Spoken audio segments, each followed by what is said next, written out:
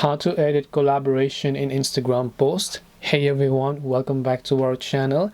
In today's video I will guide you on how you can edit collaboration in Instagram post, so make sure to watch the video till the end. Now I understand what your issue is about. Let's say that you happen to just post a post accidentally before you invited a collaborator, let's say, and you want to add a collaborator to one of your posts, and unfortunately you've already posted it and you don't want to delete it because you've gotten so many likes, so many comments and so forth.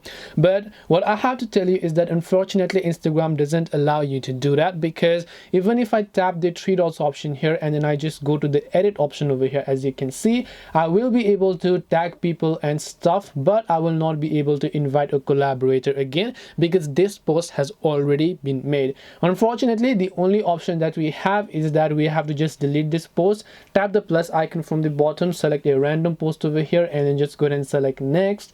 Tap on the next option, and then now in this page we have to carefully invite the collaborator by tapping the tag people and tapping on invite collaborator option, and only then will you be able to do so, because we cannot actually go ahead and then add collaborators after we've already posted it or even edited.